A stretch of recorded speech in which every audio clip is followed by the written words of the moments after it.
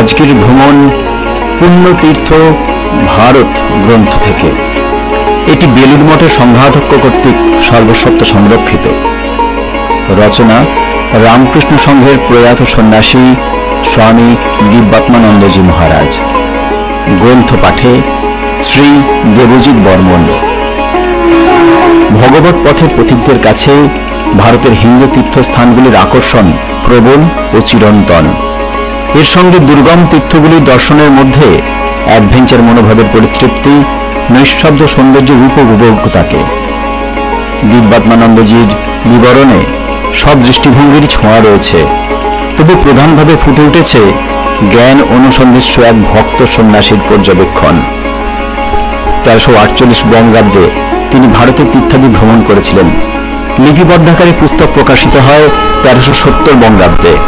তাই বর্তমানে স্থানগুলির রূপের বা ভাবের পরিবর্তন হয়েছে। এই পরিবর্তন মহাকালের প্রতি পদক্ষেপেই ঘটছে। নিত্য পরিবর্তন আছে বলেই এই সংসার জগৎ নামে অভিহিত। এই পরিবর্তনের কথা স্মরণ করলে বর্তমান ভ্রমণকারীর কোনো অসঙ্গতি দৃষ্টিগোচর হবে না। আপনারা শুনছেন দেবভূমি ভারত, ভারতবর্ষের অনন্য কথা।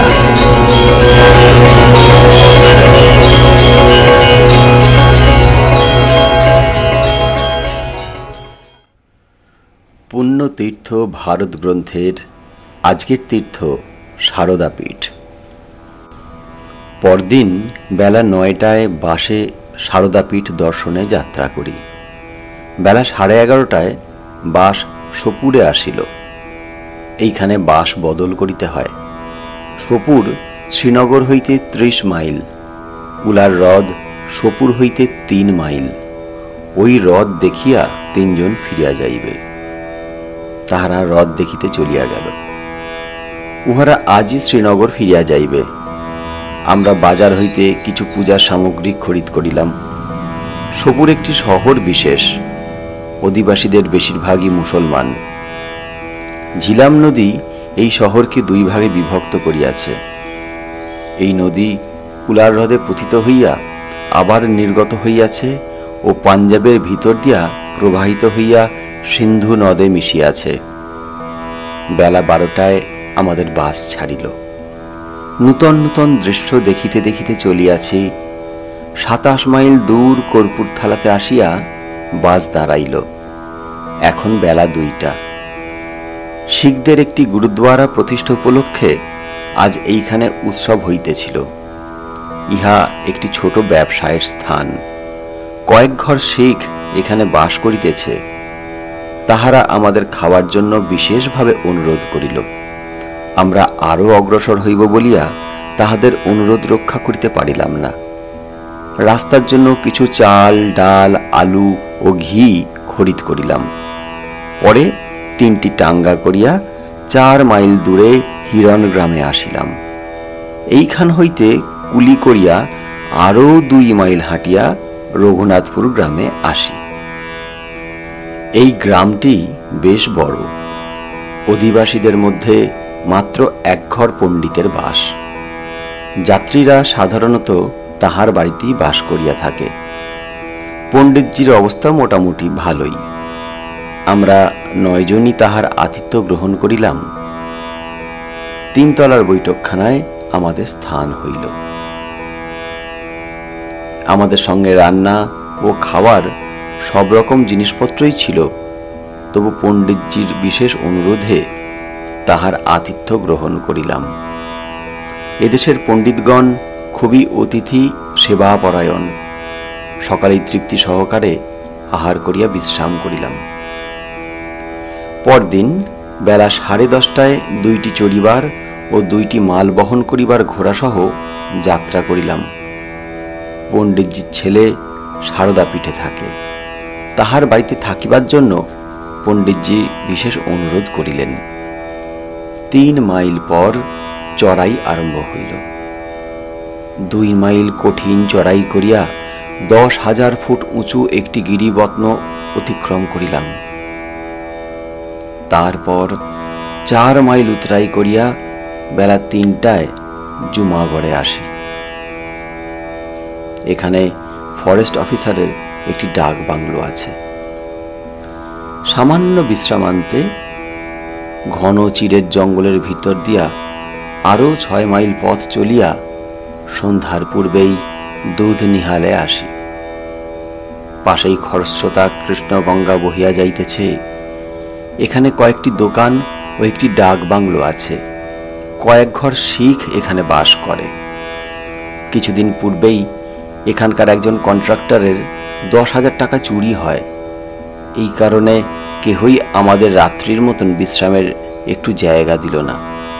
পরে শুনিলাম ওই চুরির তদন্ত করিবার জন্য একজন মুসলমান পুলিশ কর্মচারী আসিয়াছেন এবং তিনি যে বাড়িতে চুরি হইয়াছে সেই বাড়ির দোতলায় অবস্থান করিতেছেন।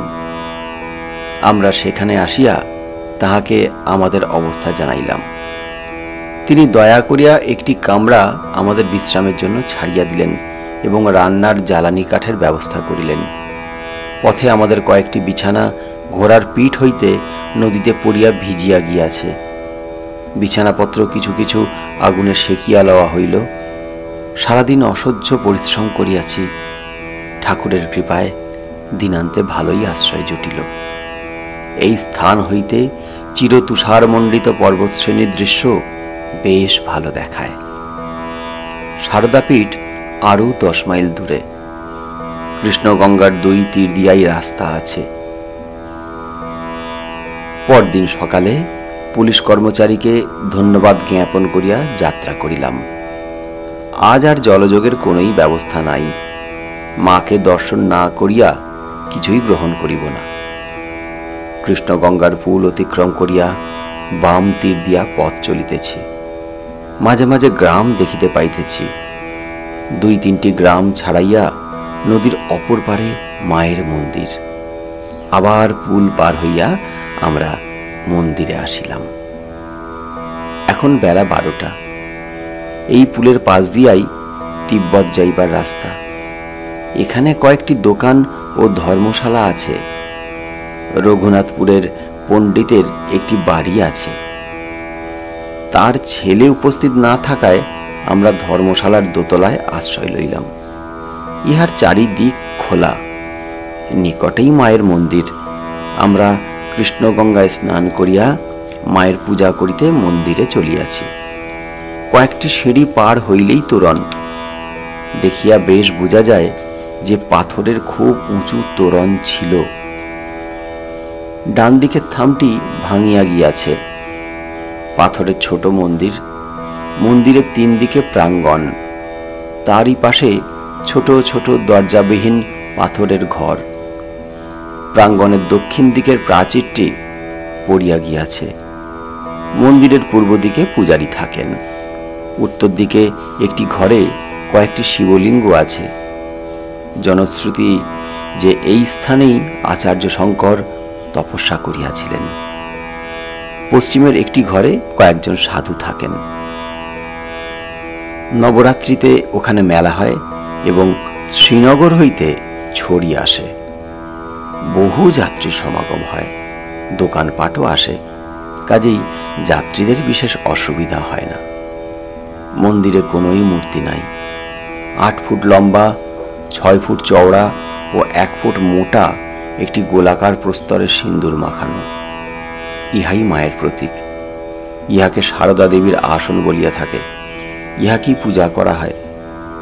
পূজার্চনা শেষ করিয়া আমরা ধর্মশালায় ফিরিলাম। সামান্য বিশ্রামান্তে মায়ের সন্ধ্যারতি দর্শন করিয়া ধর্মশালা ফিরিয়া আসিতেই জোর এক পশলা বৃষ্টি নামিল। সকলেই আপন আপন আসন গ্রহণ করিল। বেশ ভালোভাবেই রাত্রি যাপন হইল। এই স্থান হইতে 3 মাইল দূরে বৌদ্ধদের একটি মঠ ছিল। তথায় অনেক বৌদ্ধ সাধু থাকিতেন এবং একটি বড় গ্রন্থাগার ছিল। আরও পূর্বে সেখানে হিন্দুদের একটি বিশ্ববিদ্যালয় ছিল। আচার্য রামানুজ প্রিয় শিষ্য কুরেশ সহ এখানে আসিয়া দেবীর দর্শন লাভ করেন। এই সম্বন্ধে একটি ঘটনা আছে। আচার্য রামানুজ তাহার গুরু যমুনাচার্যের নিকট 3টি প্রতিজ্ঞায় পরিশ্রুত ছিলেন। তন্মধ্যে একটি শ্রীভাষ্য প্রণয়ন করা। এই ভাষ্য লিখিত হইলে বোধায়ন বৃত্তির সাহায্য লইতে হইবে। মহর্ষি বোধায়ন কর্তৃক এই বৃত্তি প্রণীত হয়। দক্ষিণ ভারতের কোথাও এই গ্রন্থ পাওয়া গেল না। বহু অনুসন্ধানের পর তিনি জানিতে পারিলেন কাশ্মীরে সারদাপীঠের গ্রন্থাগারে এই গ্রন্থ আছে। তিনি এই গ্রন্থের নিমিত্ত আচার্য তার শিষ্য কুরেশ সহ পদব্রজে এই স্থানে আসেন। পণ্ডিতগণ তাহার বাগ্মিতায় সন্তুষ্ট হইয়া তাহাকে বিশেষভাবে যত্ন করেন। রামানুজ সেই গ্রন্থের কথা পণ্ডিতদের নিকট বলিলেন। আচার্য এই গ্রন্থ পাইলে অদ্বৈতবাদের সিদ্ধান্ত আর টিকিয়া থাকিবে না, আচার্যের মতই প্রতিষ্ঠিত হইবে। এইসব ভাবিয়া পণ্ডিতগণ বলিলেন, ওই গ্রন্থ পোকায় নষ্ট করিয়াছে। আচার্য খুবই মর্মাহত হইলেন। তখন সহসা সারদা দেবী ওই গ্রন্থ সহ আচার্যকে দর্শন দিয়া বলিলেন, বৎস, এই সেই গ্রন্থ, ইহা লইয়া অবিলম্বে স্বদেশে প্রত্যাবর্তন করো, নচেত পণ্ডিতগণ জানিতে পারিলে তোমার যাওয়া অসম্ভব হইবে। আচার্য মায়ের দর্শন ও আদেশ লাভ করিয়া গ্রন্থসহ দক্ষিণ দেশাভিমুখে যাত্রা করিলেন। ইতিমধ্যে গ্রন্থাগার সংস্কারের সময় ওই গ্রন্থ দেখিতে না পাইয়া পণ্ডিতগণ ভাবিলেন নিশ্চয়ই আচার্য এই গ্রন্থ চুরি করিয়াছে। কয়েকজন পণ্ডিত আচার্যের অনুসন্ধানে বাহির হইলেন। কিছুদিন পরে তারা আচার্যের দেখা পাইলেন। ওই গ্রন্থ তাহার নিকট আছে জানিতে পারিয়া পণ্ডিতগণ বলপূর্বক উহা কাড়িয়া লইয়া সারদাপীঠে প্রত্যাবর্তন করিলেন। ইহাতে আচার্য খুবই দুঃখিত হইলেন। প্রিয় শিষ্য কুরেশ গুরুদেবের অবস্থা দেখিয়া বলিল, প্রভু, আপনি চিন্তান্বিত হইবেন না, আমি এই কয়েকদিনে সমস্ত গ্রন্থখানা কণ্ঠস্থ করিয়াছি, কয়েকদিনের মধ্যেই আপনাকে লিখিয়া দিব। শিষ্যের কথা শুনিয়া রামানুজ আশ্বস্ত হইয়া তাহাকে আশীর্বাদ করিলেন। ওই পুস্তকের সাহায্যেই আচার্য তাহার প্রতিজ্ঞা রক্ষা করিয়াছিলেন। পরে তিনি দিগ্বিজয়ে কাশ্মীরে আসিয়া বিচারে পণ্ডিতগণকে পরাস্ত করেন। পণ্ডিতগণ ক্রুদ্ধ হইয়া তাহার প্রাণনাশের চেষ্টা করেন।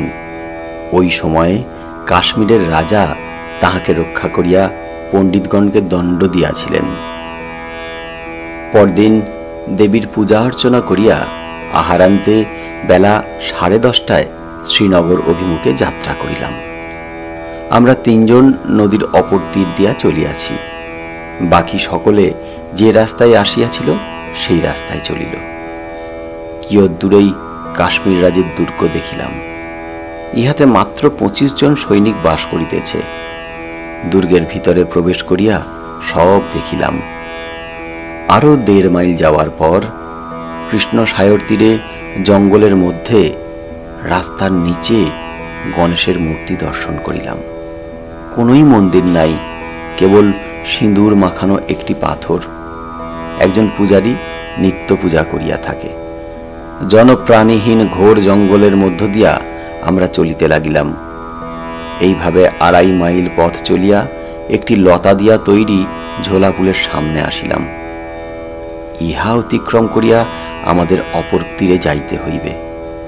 পুলটি অদ্ভুত রকমের। 3টি 1.25 ইঞ্চি মোটা পাহাড়ি লতা একসঙ্গে জড়ানো, দেখিতে একটা মোটা কাছির ন্যায়। ইহা নদীর উভয় তীরে 2টি গাছের সঙ্গে বাঁধা। এই স্থানে নদীটি প্রায় 200 ফুট চওড়া। মোটা লতার দড়ির 4 ফুট উঁচুতে 2 পাশে এপার ওপার টানা দেওয়া আছে।